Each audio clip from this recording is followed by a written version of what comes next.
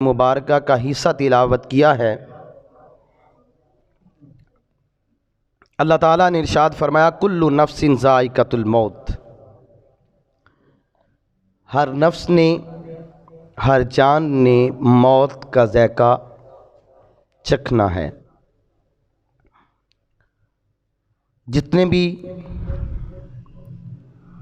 اس کائنات میں لوگ آئے انہوں نے واپس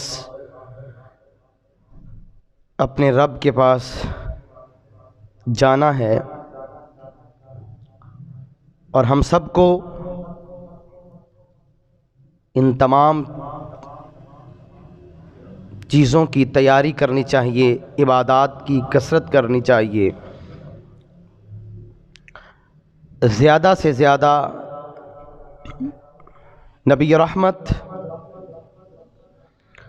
شفیع معظم، تاجدار کائنات حضرت محمد مصطفیٰ صلی اللہ تعالیٰ علیہ وسلم پر درود پاک پڑھنا چاہیے، نمازیں ادا کرنی چاہیے، حج فرض ہے تو وہ کرنا چاہیے، زکوٰۃ دینی چاہیے، جو عبادات رب کائنات نے کرنے کا حکم دیا ہے وہ کرنی چاہیے، کیونکہ قبر میں کسی نے کام نہیں آنا، کام آنا ہے تو اللہ کے سونے اور پیارے محبوب نے کام آنا ہے۔ اس لیے قبر کی تیاری بہت ہی ضروری ہے۔ جو بھی اس دنیا میں آیا آخر اس نے جانا ہے، لیکن جانے میں فرق ہے، ایک عام انسان کے جانے میں اور ایک نبیوں کے جانے میں فرق ہے۔ عام انسان کے پاس اگر اسرائیل علیہ السلام اس کی روح قبض کرنے آئیں گے تو اس سے پوچھیں گے نہیں، آئیں گے اپنا کام کریں گے واپس چلے جائیں گے، لیکن جو اللہ کے نبی ہیں ان کے پاس جب اللہ کا فرشتہ حضرت اسرائیل علیہ السلام آتے ہیں تو آ کے اجازت طلب کرتے ہیں۔ حدیث مبارکہ بخاری شریف میں موجود ہے کہ اللہ کے پیارے نبی حضرت موسیٰ علیہ السلام تشریف فرما ہیں،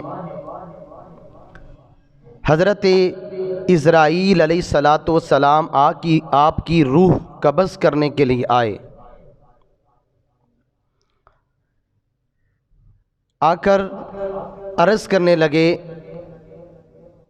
کہ اے کلیم اللہ علیہ السلام، میں آپ کی روح قبض کرنے آیا ہوں۔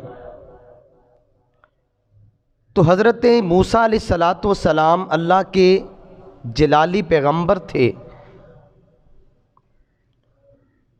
جلال آ گیا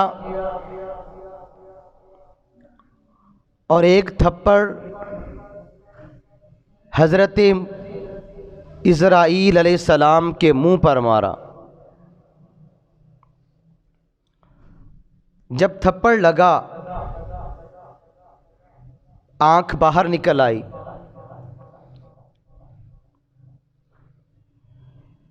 یہاں پر مختلف علماء کرام کی رائے ہے۔ علماء کرام اس کی تفسیر میں بیان کرتے ہیں کہ ابھی انہوں نے تھپڑ آہستہ سے مارا تھا حضرت موسیٰ علیہ السلام نے، تو آنکھ نکل گئی، آنکھ ہاتھ پر رکھی، رب کائنات کی بارگاہ میں پہنچے کہ مولا آج تو نے مجھے ایک ایسے بندے کے پاس بھیجا ہے جو مرنا ہی نہیں چاہتا،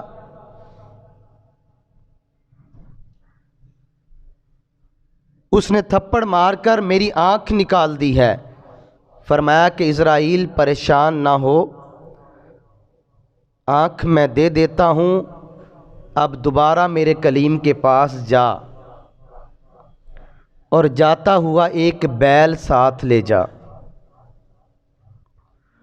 اور میرے کلیم سے کہنا اللہ سلام عرض کرتا ہے، اور اللہ تعالیٰ فرماتا ہے کہ پیارے کلیم اگر آپ دنیا میں رہنا چاہتے ہیں تو اس بیل کے کندھے پر ہاتھ رکھ دیں، جتنے بال آپ کے ہاتھ کے نیچے آئیں گے اتنے سال آپ کی عمر بڑھا دی جائے گی۔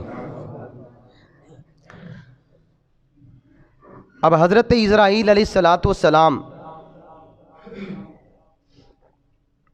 بیل لے کر حضرت موسیٰ علیہ السلام کے پاس پہنچے، دور ہی کھڑے سلام کرتے ہیں، السلام علیکہ یا نبی اللہ، السلام علیکہ یا کلیم اللہ۔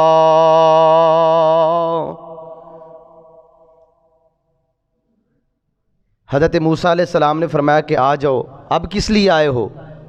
حضور اللہ تعالیٰ فرماتے ہیں کہ اگر آپ دنیا میں رہنا چاہتے ہیں تو بیل کے کندھے پر ہاتھ رکھ دیں، جتنے بال آئیں گے آپ کی عمر بڑھا دی جائے گی۔ فرمایا پھر مجھے موت نہیں آئے گی؟ حضور موت تو آئے گی۔ فرمایا کہ چل تو ابھی ہی میری روح قبض کر لے۔ اب موسیٰ علیہ السلام نے اجازت دی تو پھر روح قبض کی گئی۔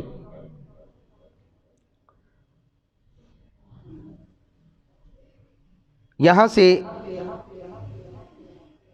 اس حدیث مبارکہ سے ایک دو مسئلے بھی نکلتے ہیں، وہ بھی وضاحت کر دوں۔ آج کچھ لوگ نبی پاک صلی اللہ تعالی علیہ وسلم کی نورانیت پر بحث کرتے ہیں کہ نبی نور نہیں تھے، نبی صرف بشر ہیں۔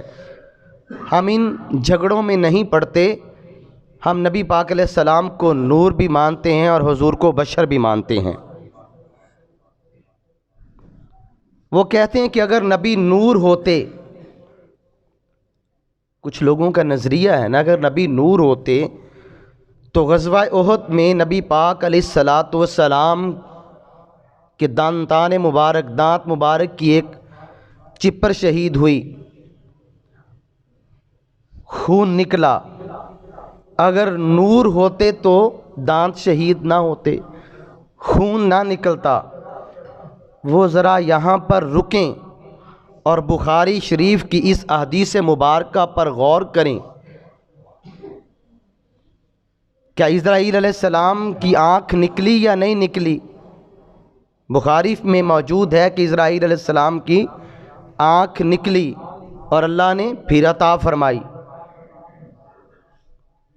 اب اس حدیث مبارکہ پر غور کریں، اگر اسرائیل علیہ السلام کی آنکھ نکل جائے تو اسرائیل علیہ السلام کی نورانیت پر کوئی فرق نہیں پڑتا۔ اللہ کے سارے فرشتے کس سے بنے ہیں؟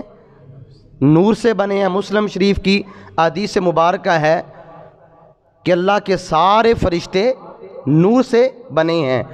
اگر اسرائیل علیہ السلام کی آنکھ نکل جائے تو اس کی نورانیت میں کوئی فرق نہیں پڑتا۔ اگر غزوہ احد میں میرے مصطفیٰ کے دانت شہید ہو جائیں تو میرے مصطفیٰ کی نورانیت پر بھی کوئی اثر نہیں پڑتا، کیونکہ اسرائیل علیہ السلام بھی نور ہیں اور میرے مصطفیٰ کریم علیہ السلام بھی نور ہیں۔ ہم حضور کی نورانیت کے بھی قائل ہیں، حضور کی بشریت کے بھی قائل ہیں۔ اب حضرت موسیٰ علیہ السلام کی روح قبض ہو گئی، واپس چلے گئے۔ میں نے بات کی کہ عام انسان کے جانے میں اور اللہ کے نبیوں کے جانے میں فرق ہے۔